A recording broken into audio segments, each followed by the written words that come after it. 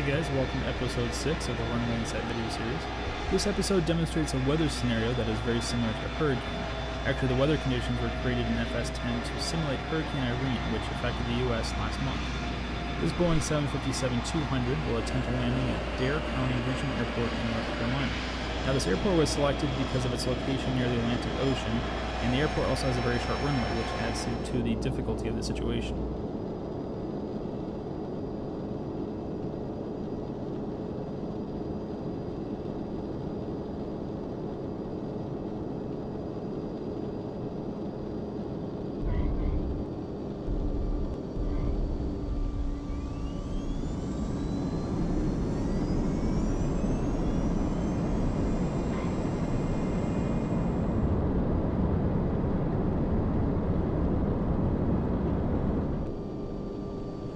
Welcome to episode 7 of the Runway Insight video series.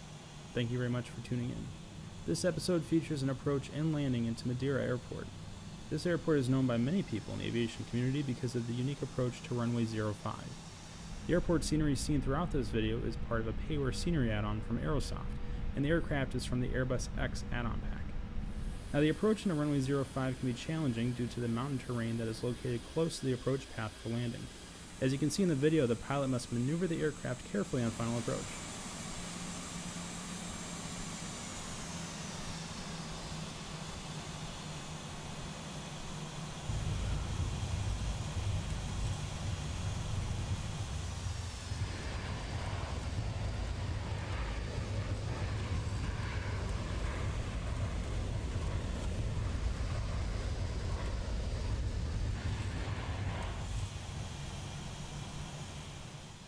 Thank you for watching episode 7 of the Runway Insight video series. I hope you guys enjoyed watching this episode. If you have a moment, please leave me some comments and also rate this video. I really appreciate all the support. In episode 8 of the Runway Insight video series, thank you for tuning in. In this episode, we're going to watch another approach and landing to Madeira Airport. In the last episode, I demonstrated a landing on Runway 05, which included the unique final approach maneuvering. And in this episode, we'll take a look at a Thomson Airways Boeing 757-200 fly the approach to Runway 23. Some of the viewers might know that the runway at Madeira Airport was originally much shorter than it is today.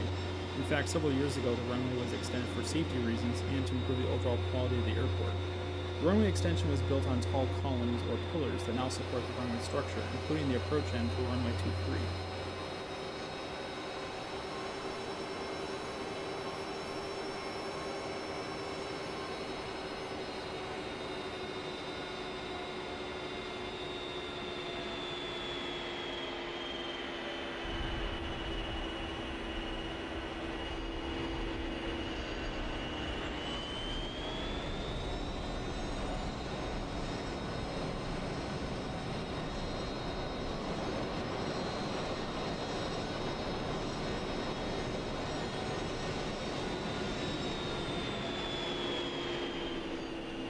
Welcome back to the Runway Insight video series. This is episode 9.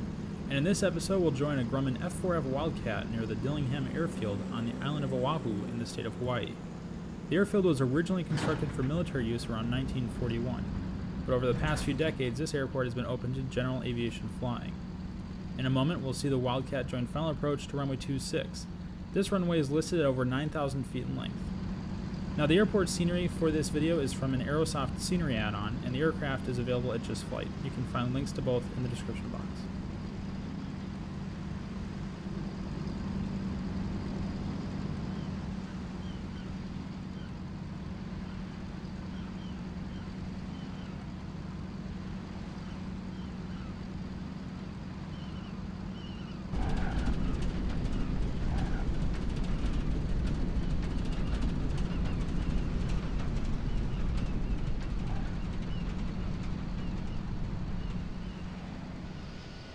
Thank you for tuning in for episode 10 of the Runway Insight video series.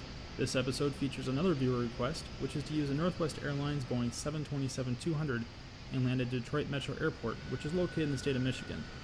In 2010, over 32 million passengers departed or arrived at this airport, and over 450 aircraft operations were accounted for. A few years ago, Northwest Airlines used to operate many flights out of this airport, before that airline was merged with Delta. Coming up in a moment, we'll watch an approach to runway 4 right, which has a runway length of over 12,000 feet.